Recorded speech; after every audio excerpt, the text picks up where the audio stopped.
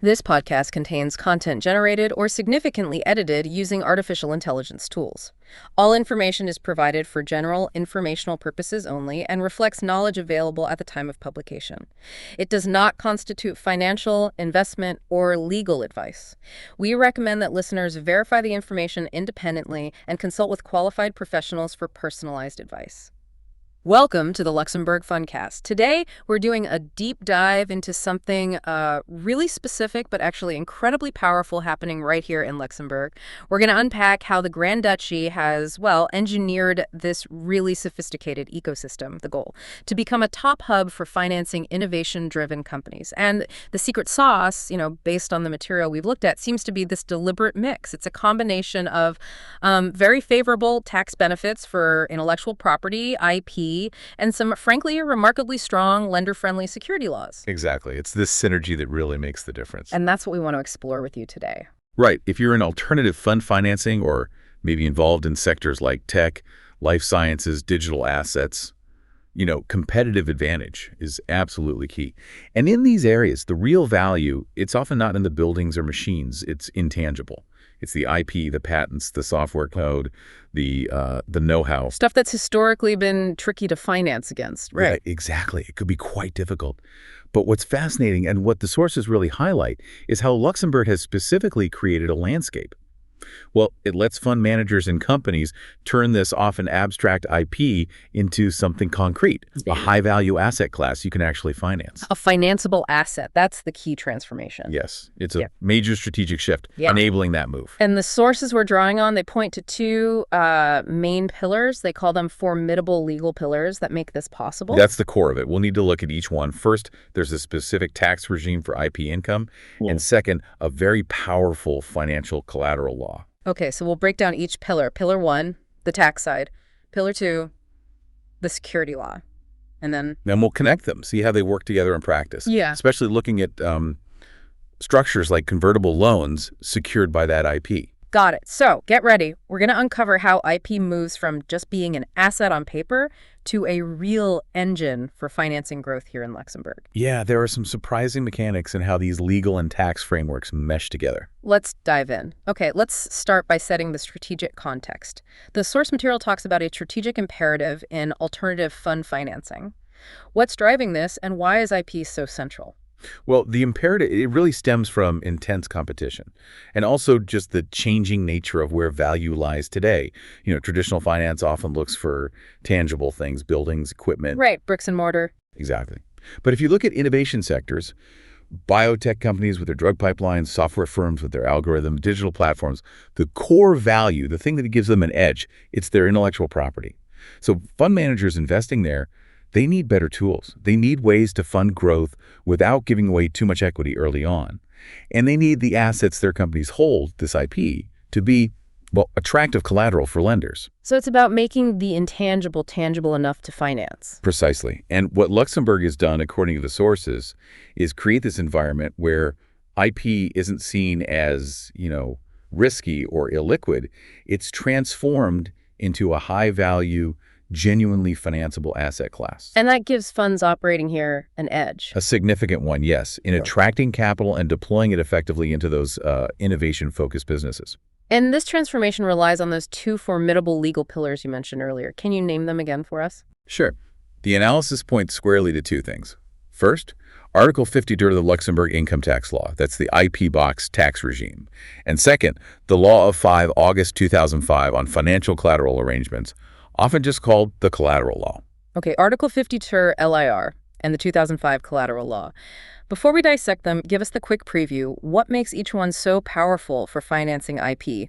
Let's start with the IP box. Okay, the IP box. Its main job is to make the income from certain types of IP incredibly tax efficient. The headline benefit, as the source details, is an 80% exemption. 80%? Yes, 80% off both corporate income tax and municipal business tax. But crucially, it applies to the net eligible income from qualifying IP. Net eligible income. Okay. And this is where it gets interesting. Because only 20% of that income gets taxed at standard rates, the result is a remarkably low effective tax rate. For a company in Luxembourg City, the analysis in the source suggests it's around 4.774% for tax year 2025. Wow, under 5% effective rate on that IP income. Exactly. Think about that. It means almost 95 cents of every euro of eligible IP income is potentially available after tax. You can use it to pay down debt, reinvest, whatever. It makes the cash flow from that IP incredibly efficient for servicing loans. Which is key for these financing deals. Absolutely. And it's important to remember, this isn't just a giveaway. The modern regime, updated to align with OECD standards, specifically the BEPS project, it links these benefits directly to real R&D substance, actual research and development happening here.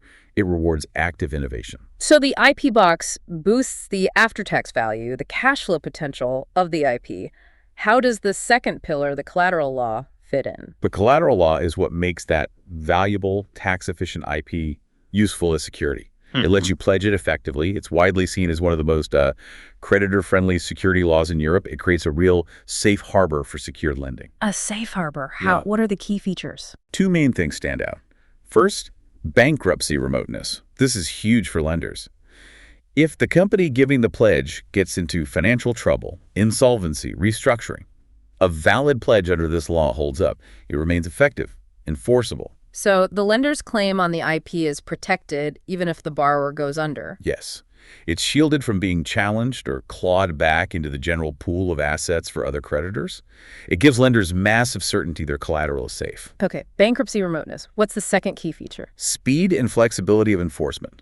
If something goes wrong, what the contract calls an enforcement event, the lender can act fast. They can enforce their security rights often without needing a court order, without long delays or prior notice period. Out-of-court enforcement? Yes. Things like selling the IP privately or even appropriation, where the lender can essentially just take ownership of the IP to cover the debt.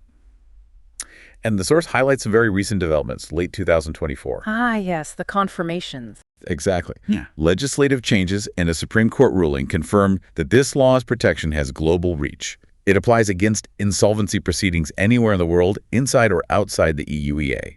That's a massive comfort for international lenders. Okay, so Pillar 1, tax efficiency boosts IK value. Pillar 2, robust security law makes that value bankable and safe for lenders globally. How do they combine in practice? What's the structure? Well, the sources point to the IK-backed convertible loan as a classic example of this synergy in action. You have a specialist lender providing a loan maybe to the fund itself, or an SPV holding the IP. An STV, a special purpose vehicle? Yes, a dedicated company. And that loan is secured by a pledge over the valuable IP assets using the collateral law. And benefits for each side, for the fund or company borrowing. For them, it's primarily about getting growth capital that's less dilutive than selling more shares. Preserves ownership. It gives them cash runway to hit milestones, maybe get a better valuation later. And crucially, they service the debt interest using that IP income that's taxed super efficiently thanks to the IP box. It lowers the real cost of capital. Makes sense. And for the lender? For the lender, it's a strong risk-return setup. Their downside is protected by this first-ranking security over the core IP asset, backed by the very robust collateral law. Their upside comes from the convertible part, the option to convert the debt into equity, or maybe warrants, letting them share in the company's success if it takes off. Belt and braces, as you said earlier. Exactly. Security plus potential equity upside. It's a structure really enabled by combining these two specific Luxembourg frameworks. It really sounds like a finely tuned machine, leveraging both tax and law. Okay, great overview. Let's now properly dive into Pillar 1, the IP box regime. Article 50, Turel IR. Tell us more. All right, let's unpack the IP box. The current version, which kicked in on January 1st, 2018, was a major overhaul, not just a tweak. It was redesigned specifically to align with international tax standards. You mentioned the OECD's BEPS project, base erosion and profit shifting. Precisely. BEPS Action 5 targets harmful tax practices. The old Luxembourg IP regime, while popular, drew criticism because it didn't demand a strong enough link between the R&D creating the IP and Luxembourg itself, where the tax benefit was claimed. So the change was about adding substance. Exactly. The modern regime ties the tax benefits directly to substantive economic activity, specifically the research and development work done by the taxpayer or linked to Luxembourg. It shifted from a potentially passive benefit to an active incentive for R&D substance here. Okay, so what is the core proposition now, that 80% exemption you mentioned? Yes, that 80% exemption is the heart of it.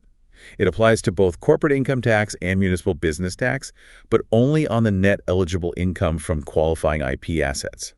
Plus, the source notes, qualifying IP is also 100% exempt from Luxembourg's net wealth tax. And the impact is that low effective tax rate. Right, because only 20% of the eligible income faces the standard tax rate, which in Luxembourg City for 2025 is around 24.94%. The math works out to that very attractive effective rate of about 4.774% on that specific IP income stream. And that huge tax saving makes the IP cash flow much more valuable for things like servicing debt. Absolutely. It directly boosts the financeability of the asset. But again, it's not automatic. It's conditional. Conditional loan. On that R&D substance link, this is the core of the modern regime, implementing the OECD's modified nexus approach. It uses a specific formula to calculate how much of your net IP income actually qualifies for the 80% break. A formula. Okay. And the principle is simple. The tax relief you get should match the proportion of qualifying R&D costs you incurred yourself, or paid unrelated third parties to incur for you. Okay, so let's get specific. What kind of IP qualifies? What assets are eligible? And importantly, what's excluded now compared to the old regime? Right, the scope is definitely narrower, more focused on real R&D results. Based on Article 52 and guidance from the tax authority, the ACD, Administration de Contribution directs the asset generally needs to have been created, developed, or improved after December 31st, 2007. The main eligible categories are, first, patents and functionally equivalent rights. This is quite broad. It includes national and international patents, utility models, SPCs, supplementary protection certificates for pharma and plant products. SPCs, right? Also, SPC extensions for pediatric medicines, plant variety certificates, and orphan drug designations. Basically, legally protected inventions. Okay, patents and equivalents. What else? The second big one is copyrighted software. Software protected by copyright law is explicitly in. And what's explicitly out now? This was a big change, wasn't it? It was. Driven by international standards, the modern regime specifically excludes marketing-related intangibles. So things like trademarks, brand names, trade names, service marks, domain names. They do not qualify for the IP box benefits. Ah, so it's really focused on the tech and science R&D, not brand value. Exactly. That shift reinforces the link to substantive R&D activity. Okay, so we know the assets that qualify. What about the income from those assets? What types of income get the 80% exemption? Good question. Article 50 Terror, paragraph 1, number 7 lists them out. The most obvious is royalties payments you receive for letting someone else use your qualifying patent or software. Standard licensing income. Makes sense. What else? It also covers embedded IP income. This is a bit more complex. It's the portion of the sales price of a product or service that's directly attributable to the qualifying IP inside it. Sure. Say you sell a machine that uses your patented technology. Part of the machine's price is really income from that patent. The law says you have to use the arm's length principle here. Think Article 56, BIS-LIR, and OECD guidelines. Meaning you need a transfer pricing study. Essentially, yes. Yeah. You need to objectively determine and document how much that product's income is genuinely from the IP versus manufacturing, sales, or other functions. It requires proper analysis. Okay. Royalties, embedded income, anything else? 2 more. Capital gains from selling or transferring the qualifying IP asset itself are eligible. And also, legal indemnities compensation you might receive from winning a lawsuit over infringement of your qualifying IP. That embedded income piece sounds like it requires careful accounting. It definitely does. It goes back to substance. The authorities want to see that the income claimed truly derives from the IP, valued properly. Right. Now let's get to the heart of it, that nexus approach calculation. You said it's the core mechanism linking tax benefits to R&D spend. How does this formula actually work? This is where the substantial activity rule really bites. The formula decides what percentage of your net eligible IP income qualifies for the 80% break, and is deliberately structured to favor R&D you do yourself, or that you pay independent parties to do. The formula basically is exemptable income equals eligible expenses divided by total expenses times net eligible income. Okay, let's break that fraction down. Eligible expenses over total expenses. What's net eligible income first? Net eligible income is your starting pool of potentially exempt income. It's the gross eligible income, those royalties, embedded income, etc., minus all the direct and indirect costs related to earning that income or maintaining the IP in that year. And importantly, the source notes. If you have a net lock on an IP asset 1 year, you have to carry that forward and offset it against future profits from that asset before you can claim any exemption. Okay, so that's the pool. Now the fraction. Eligible expenses, the top number, the numerator. What counts? Right. Eligible expenses are essentially your qualifying R&D costs. Yeah. Costs you incurred for R&D activities directly linked to creating or improving the specific IP asset. This includes R&D done by your own team internally, or R&D you outsource to unrelated third parties. It can also include R&D done by your permanent establishment, your PE, in another EEA country, as long as that PE isn't already getting a similar IP tax break there. And what's specifically excluded from eligible expenses? This is key. The law explicitly excludes several things from this numerator. The cost of acquiring the IP in the first place, R&D costs you outsource to related parties within your group, as defined in Article 56 LAR, also interest, financing costs, and real estate costs. Why exclude this? Because they don't represent the taxpayer's own direct R&D effort or R&D commissioned at arm's length from an independent party. They want to reward your substance. Okay, so the numerator is your own R&D spend or independent outsourced R&D, but you mentioned a 30% uplift. What's that? Yes, the 30% uplift. This is a bit of a concession. It lets you increase the value of your eligible expenses, the numerator, by up to 30%.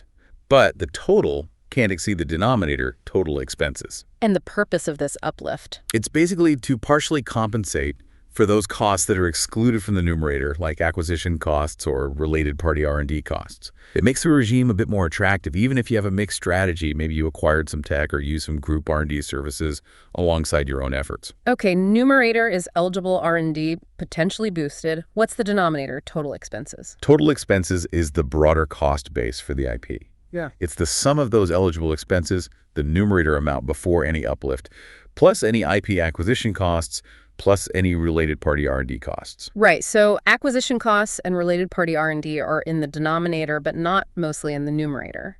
How does that structure influence company decisions? This is the strategic implication. Look at the ratio. Eligible expenses, total expenses. If a company heavily relies on buying IP or uses its own related R&D center in another country, those acquisition costs and related party costs inflate the denominator, but they don't fully count in the numerator. So the fraction gets smaller. Exactly. Mathematically, it reduces the nexus ratio. A smaller ratio means a smaller percentage of your net eligible income qualifies for the 80% exemption. This creates a really powerful financial nudge, a signal for companies to actually do their R&D in Luxembourg or to use independent third parties rather than just buying IP or using captive related party R&D hubs elsewhere. So it directly impacts M&A versus organic growth decisions and where you locate R&D. Absolutely. If you want the maximum tax benefit from your IP, the regime strongly incentivizes you to anchor the underlying R&D substance here. It rewards local innovation activity. So definitely not passive, it's actively shaping behavior. That's the design, fostering innovation within the Grand Duchy. Okay, with such big tax benefits tied to these complex calculations, I bet the documentation requirements are pretty intense. The source mentions documentation and compliance. Oh, absolutely. Big benefits mean strict rules. Article 52, paragraph 9 lays it out. The tax authority, the ACD, needs detailed proof. The default method is asset-by-asset tracking. That means you need to track all the relevant expenses, eligible and total, and the income, specifically for each qualifying IP asset. Every patent, every software program. Very granular. That sounds incredibly detailed. It can be. So there's an alternative, the product-based approach. If you have a product or service that relies on multiple IP assets and tracking per asset just isn't feasible or logical given how your R&D is set up, you can track costs and income based on the product or service level. But you need solid justification for doing this, and you have to be consistent. And transfer pricing is still key. Yes, especially for that embedded income. All your internal transactions related to the IP licensing between group companies, cost sharing must follow the arm's length principle. That's Article 56 LIR and OECD guidelines. You need the TP documentation to back it up. And keeping all the records. Paramount. Documentation availability. You have to keep everything: project plans, cost allocation methods, TP studies, contracts, invoices, proof of the IP itself, usually for 10 years. The source mentions Model 760 is the specific annual form for reporting the IP box calculation to the ACD. And the warning, if you don't comply. The source is blunt. Failure can mean denial of the benefits, possibly even retroactively. This isn't something you just pick a box for. It needs serious, integrated effort from tax, legal, finance, and the R&D teams right from the start. It's a reward for discipline. Okay, so that's pillar one, the IP box. Boosting IP's after-tax value via tax efficiency, but tied strictly to R&D substance and requiring robust documentation. Powerful. Now, pillar two, The law that lets you use that valuable IP as security. The Financial Collateral Law of 5 August 2005. Right. This law is really fundamental to Luxembourg's standing as a financial hub, especially for secured deals. It implemented the EU's Financial Collateral Directive, but Luxembourg did it in a particularly creditor-friendly manner, creating what's often called that safe harbor for collateral. Creditor-friendly haven. What are the key features creating this safe harbor?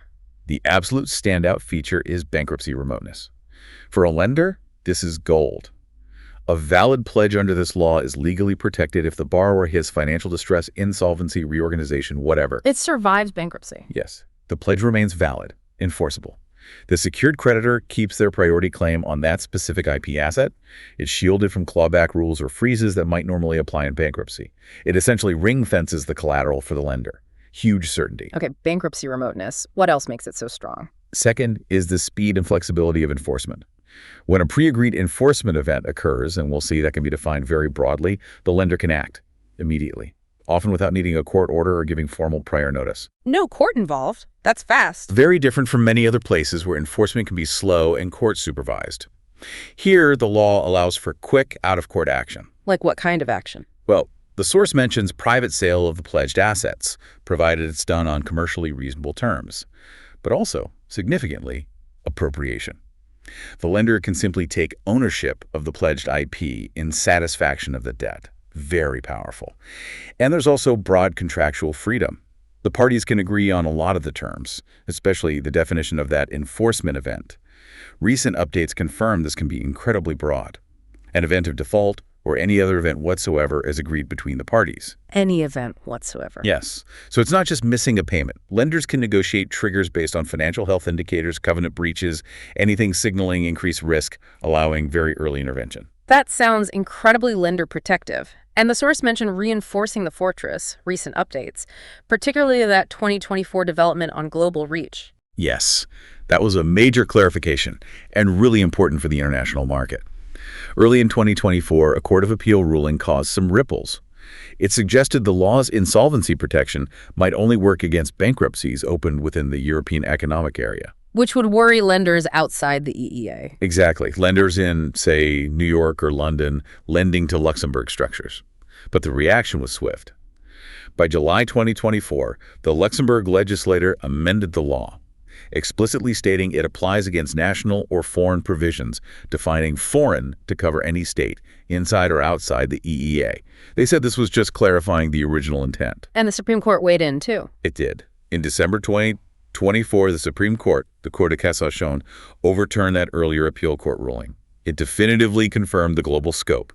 The law protects against insolvency proceedings opened in any third country, period. Why was the sequence so important? Because it was a massive signal. It showed Luxembourg's legal and political system is deeply committed to defending the legal certainty that underpins its financial sector. For any global lender, it provides huge reassurance that their Luxembourg security, including over IP under this law, will stand up, even if the borrower's bankruptcy happens back home or elsewhere. It dramatically cuts cross-border legal risk. A strong defense of their key legal infrastructure. Absolutely.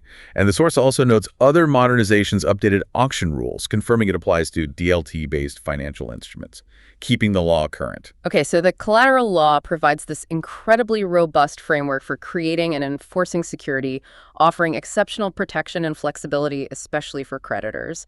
How do you specifically apply it to pledge IP? What's involved in the IP pledge agreement?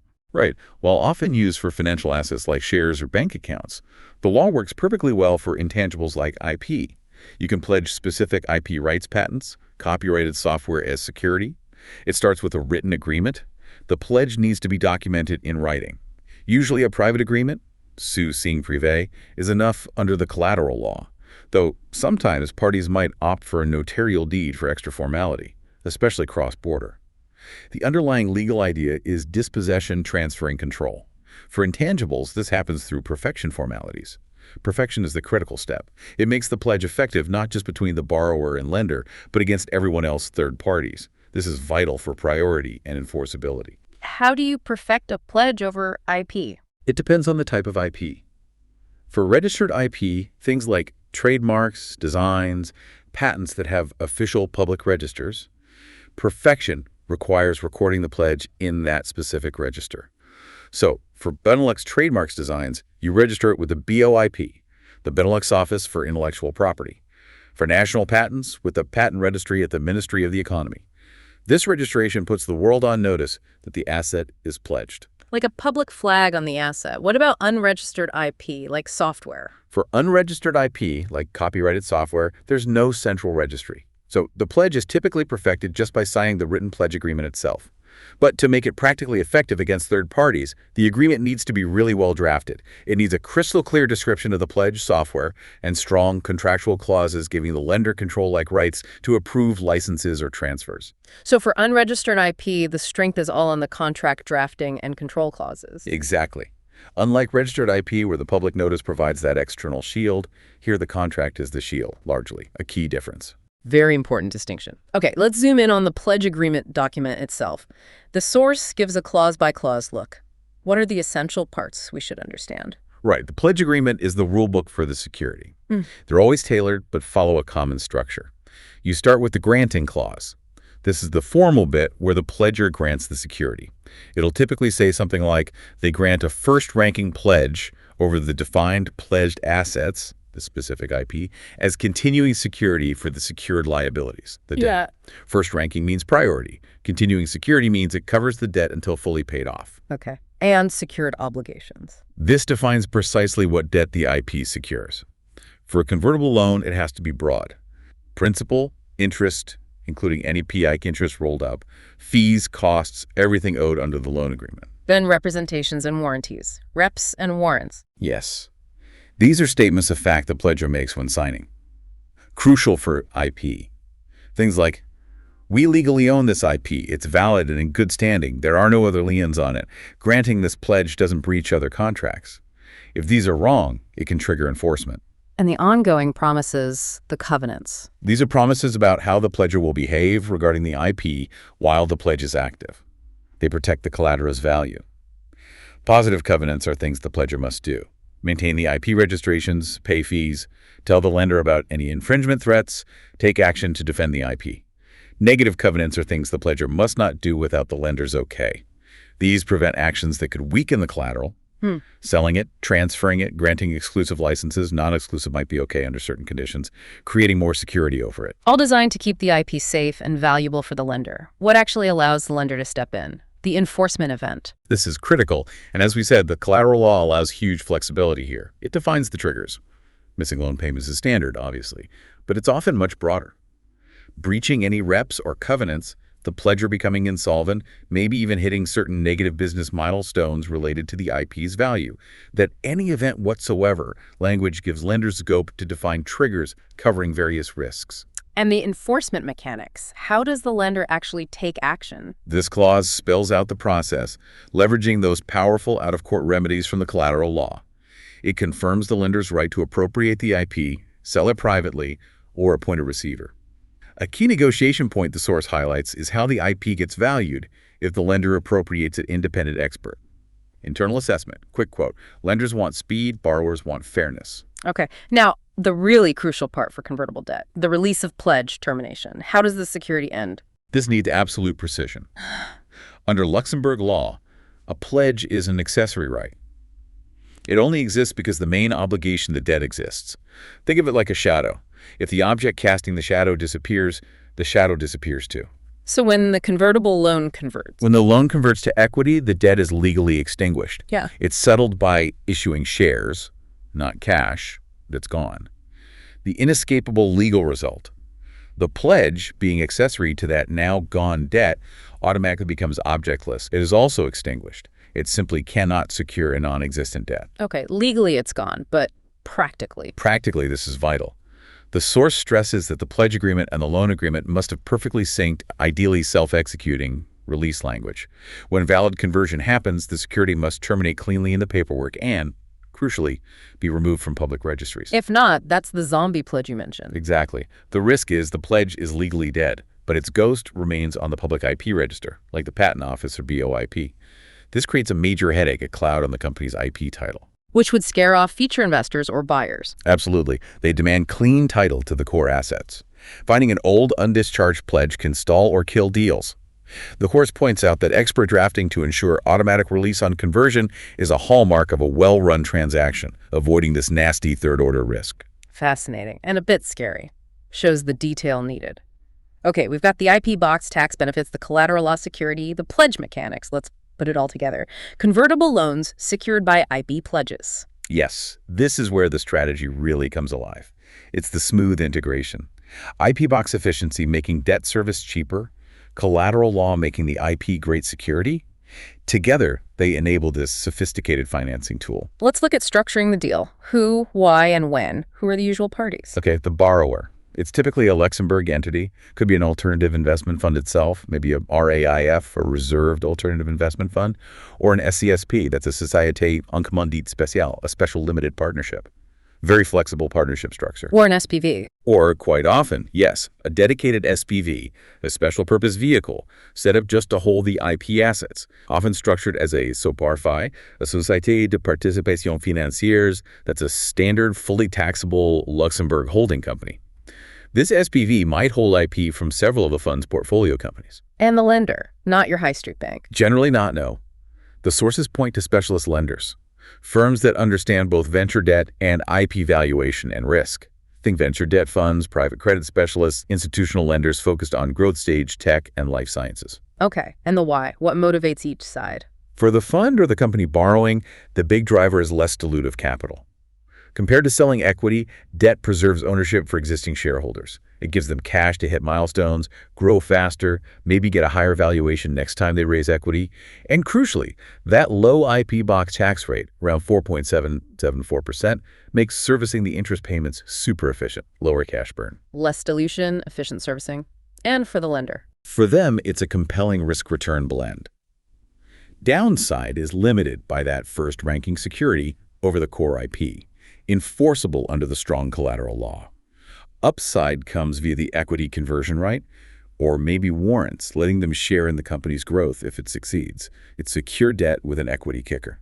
Okay, and the when? When does this structure typically get used? The source suggests it's often a capital bridge or growth financing tool used after a company has done its initial equity rounds, maybe Series A or B. It's for IP-rich companies needing funds to really scale up, expand markets, boost sales, fund the next phase of R&D to strengthen that core IP and build their competitive moat. Right, leveraging existing IP for the next growth spurt without too much dilution. Let's look closer at the convertible loan itself, key terms. Okay, it's a hybrid. Debt plus equity features. The interest rate is often a bit lower than plain non-convertible debt because the lender gets that equity upside potential as compensation. It can be fixed or floating, and very often includes peak payment-in-kind interest. PI, meaning the interest isn't paid in cash. Right, it gets added to the loan principal. Great for cash-hungry growth companies. The maturity is usually midterm, say 3 to 7 years. 5 years is pretty common according to the source. And the conversion part? Key terms here are the conversion price and premium. This is the preset share price for conversion. It's almost always set at a premium to the current share price when the loan is made. A higher premium makes it feel more like debt, often higher interest. Lower premium feels more like equity, often lower interest, more dilution. And finally, conversion triggers. How does conversion actually happen? Can be at the lender's option, they choose when or if to convert. Or it could be automatic, triggered by a specific event. Very commonly, that trigger is a qualified financing round, the company raising a significant new equity round. Which brings us back to that critical legal point, extinction of the pledge upon conversion. Exactly. This is where civil law principles really matter. Remember, the pledge is accessory to the debt. When the loan converts, the debt is extinguished, paid off with shares, the unavoidable legal consequence. The pledge, now lacking its underlying debt, also gets extinguished automatically. It has no legal basis anymore. So the paperwork absolutely must reflect this. Yes. The loan and pledge documents need clear, coordinated, ideally automatic release clauses. On conversion, the security must terminate cleanly, legally, and practically on the registries. Avoiding the zombie pledge. Avoiding the zombie pledge. The source really emphasizes that expert drafting here is crucial to prevent major headaches later on, especially during an exit or further funding round. Okay, understood. So let's imagine the negotiation table. What are the typical sticking points between the borrower, pledger, and lender, pledge, when hammering out the IP pledge terms alongside the convertible loan? Right, it's a balancing act. Lender security versus borrower flexibility. On the enforcement event, the borrower wants narrow triggers, maybe just serious payment defaults with time to fix things. Stability. The lender wants broad triggers using that any event whatsoever, flexibility covering covenant breaches, financial health dips, anything suggesting risk, early warning, maximum protection. Makes sense. What about IP valuation if enforcement happens? Borrower wants a fair, transparent process, ideally an independent expert valuation, so they get any surplus back if the IP is worth more than the debt. The lender wants speed and flexibility, maybe valuing it internally, getting a quick quote, the right to appropriate quickly without complex valuations. And the covenants on managing the IP day-to-day. Borrower wants flexibility to run the business, grant non-exclusive licenses, do R&D partnerships. Lender wants tight controls, strict rules to maintain registrations, pay fees, sue infringers, and definitely no selling, transferring, or adding more debt onto the IP without consent, preserving the collateral's pristine value. How about the use of proceeds if the IP is sold or taken? Borrower wants any money left over after the debt is paid, returned, ASAP, in cash. Lender wants to use the proceeds to cover all possible debts and costs, even potential future ones, and might want to hold any surplus until absolutely sure everything's settled. And finally, that crucial release of pledge clause. Borrower wants it automatic, immediate upon repayment or conversion, ensuring clean IP title for the future. Lender wants release only when every single cent of every possible obligation is fully, finally, irrevocably paid, no questions asked. Maximum certainty before letting go of the security. That paints a clear picture of the negotiation dynamics. Definitely needs experienced advisors on both sides. Okay, let's shift to practical execution, costs, pricing, timeline. Right, getting these deals done needs good planning and coordination. Costs fall into setup, maintenance, and the financing itself. Setup and maintenance costs. You've got corporate and notarial fees for setting up the Luxembourg borrower IP holding entity. The source mentions minimum share capital, 12,500 euros for an SARL, 30,000 euros for an SA. SARL is a private limited company. SA is public limited. Correct. Then, significant legal and advisory fees. This is for structuring, drafting, negotiating all the complex docs. Loan, pledge, intercreditors, corporate approvals, legal opinions confirming everything works, often the biggest upfront cost. And finally, IP registration and filing fees, the administrative costs to record the pledge at the IP registries like BOIP or the Patent Office to perfect it. Okay. What about the financing costs, the venture debt pricing itself? It reflects that debt plus equity kicker structure. Usually an upfront establishment or arrangement fee, maybe 1% to 3% of the loan amount, paid at closing. The interest rate varies, depends on risk, stage, IP quality. The source suggests maybe 15 to 20% per year for earlier stage deals, could be lower if the lender gets more equity upside, and often includes that cash-preserving PI feature. And the equity upside piece, warrants. Yes, the warrants or equity kicker. This is key. It's the right for the lender to buy shares later at a pre-agreed price. The amount, or warrant coverage, is typically linked to the loan size in place, maybe giving the lender rights to acquire equity worth 20 to 50% of the loan principal. This is a major part of their potential return and risk compensation. Fees, interest, warrants. Got it. How long does a typical deal take? The indicative timeline. Obviously varies, but the force suggests a disciplined process can take about 6 to 8 weeks from serious talks to money in the bank. It usually goes in phases. Phase 1, term sheet and due diligence, maybe 2 to 4 weeks. Negotiate the main commercial terms. At the same time, the lender digs deep. Standard business checks, but critically intense IP due diligence, verifying ownership, validity, registration, checking for any existing liens, really scrutinizing the collateral. Okay, DD is key. Then Phase 2, documentation. Another 2 to 3 weeks. Lawyers draft and negotiate all the detailed agreements, loan, pledge, intercreditors, board approvals, legal opinions, lots of paper. Phase 3, closing and perfection, maybe 1 week. Signed everything. Borrower provides final items like insurance proofs, legal opinions, conditions precedent. Lender wires the funds. And then, crucially, lawyers immediately file the pledge registrations with the IP offices to perfect the security against the world. 6 to 8 weeks seems pretty quick for something this complex. It does. I think it shows how established the legal and financial plumbing is in Luxembourg for these kinds of deals. The collateral law processes are well-oiled. Okay, we've covered the strategy, the pillars, the structure, the docs, the execution. Let's look ahead briefly and wrap up. The source mentions the upcoming regulatory landscape, things like AIFMD2 and DORA. How might they affect this? Regulation always matters. AIFMD2, that's the Updated Alternative Investment Fund Managers Directive, is expected to bring more harmonized EU rules for funds that actually originate loans, like these venture debt funds. This should streamline things, potentially boosting Luxembourg further as a hub for private credit funds providing this kind of capital. And DORA, Digital Operational Resilience Act. DORA is more focused on tech and digital assets. It sets rules for managing ICT risk governance, reporting cyber incidents, managing risks from third-party tech providers. For funds or companies where the core IP collateral is software or digital data, DORA reinforces that the operational security and resilience of that digital asset isn't just good practice, it's becoming a regulatory requirement. It underpins the actual value and reliability of the digital collateral itself. So resilience becomes part of the collateral quality. In a way, yes. It adds another layer to consider, especially for tech-heavy deals. Okay, let's bring it home. The source's conclusion stresses the importance of this convergence. What are the absolute key takeaways for listeners? The main message, really emphasized by the source, is that this combination, the IP box tax regime, Article 50, TER LIR, and the Financial Collateral Law, Law of 5 August 2005, is an accident. It's deliberate Luxembourg strategy. It creates this sophisticated ecosystem for financing innovation, tax efficiency plus world-class legal certainty for security. So for you, the listener, if you're in this space, understanding the IP box nexus rules helps you maximize the tax value of IP. Knowing how to use the collateral law's safe harbor lets you turn that value into flexible, less dilutive funding via structures like these IP-backed convertible loans. And for funds investing in innovation, mastering this is a core strategic advantage. Absolutely. It's a tool to accelerate growth, protect equity, and ultimately drive better returns in very competitive tech and life science markets.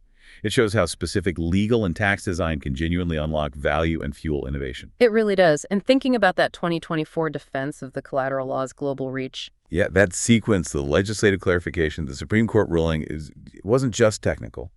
It was a powerful statement about Luxembourg's commitment to maintaining that legal certainty for international finance. Which leads to a final thought. What does this active, ongoing defense of legal certainty, especially around collateral for intangible assets like IP, mean for the future? As IP and data become even more central to global value, will other places try to copy this convergence? Or will Luxembourg's strong, established position give it a lasting edge in this specialized financing niche? That's the question to ponder, isn't it? The need to finance innovation isn't going away. Jurisdictions that offer both smart tax incentives linked to real activity and rock-solid, globally trusted security laws for the assets driving that innovation, well, they're likely to do well. Luxembourg has certainly made its position very clear. Something for everyone to think about as they consider investment strategies and where to structure deals. This has been incredibly insightful. This podcast contains content generated or significantly edited using artificial intelligence tools. All information is provided for general informational purposes only and reflects knowledge available at the time of publication. It does not constitute financial, investment, or legal advice. We recommend that listeners verify the information independently and consult with qualified professionals for personalized advice. Hit that like and subscribe button. It was the Luxembourg Fundcast for you today.